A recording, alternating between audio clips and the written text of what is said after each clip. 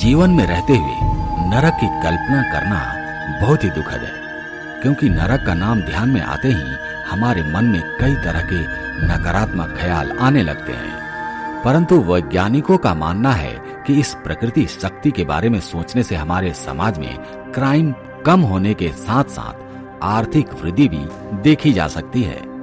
हिंदू धार्मिक पुराणों के अनुसार नरक वह स्थान है जहां पाप करने वाले की आत्मा को दंड भोगने के लिए भेजा जाता है। दंड के बाद क्रमानुसार उनका दूसरी योनियों में जन्म होता है। पापी आत्मा जीते जी तो नरक भोगती ही है, मरने के बाद भी उसे पाप अनुसार अलग अलग नरकों में 28 तरह की सजाएं मिलती हैं। उन्हीं में से 5 भयानक सजाओं के बारे में हम आज इस वीडियो में बताएंगे। सबसे पहली सजा, किसी अन्य व्यक्ति की संपत्ति या संसाधनों का आनंद लेने वाला मनुष्य इस सजा का प्रार्थी होता है। भगवत पुराण के अनुसार यह सजा एक ऐसे व्यक्ति को दी जाती है जो अपने और अपने परिवार की परवाह तो करता है, लेकिन अन्य जीवों को हानि पहुंचाता है और हमेशा दूसरों से ईर्ष्या करता है। जब कोई इस सजा को भोगता है, ऐसे व्यक्ति द्वारा जिनको उन्होंने धोखा दिया है, एक भयानक नाग का आकार ग्रहण करता है, जिसे रूरस भी कहा जाता है। जब तक पापी समय समाप्त नहीं हो जाता, तब तक रूरस उसे गंभीर यातनाएं देता है। विष्णु पुराण के अनुसार यह सजा झूठे गवाह देने वालों के लिए बताई गई है। दूसरी सजा है कुंभी पाकम। कुंभी पाकम का मतलब है गर्म तेल में तलना। ये उन लोगों को दी जाती है जो अपनी खुशी के लिए जानवरों को मार देते हैं।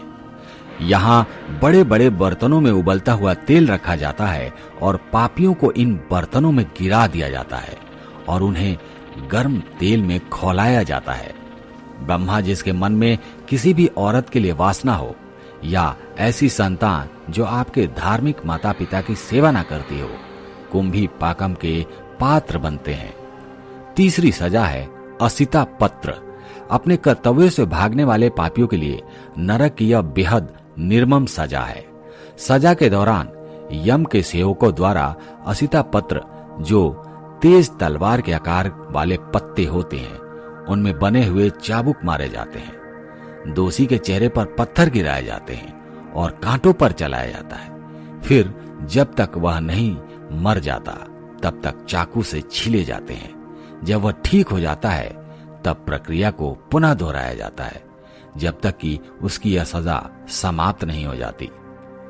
चौथी सजा है कृमि भोजन, यानी कृमि भक्ष। भगवत पुराण के अनुसार वह व्यक्ति जो मेहमान, बड़े बच्चों या देवताओं के साथ अपना भोजन साझा नहीं करता और स्वार्थी होकर अकेले खाने का आदी होता है, उसको इस नरक में दंडित किया जाता है। इस नरक की अवधि 1 लाख योजन की होती है और उसमें पापी को एक कीड़ा बनाकर लाखों कीड़ों में डाल दिया जाता है।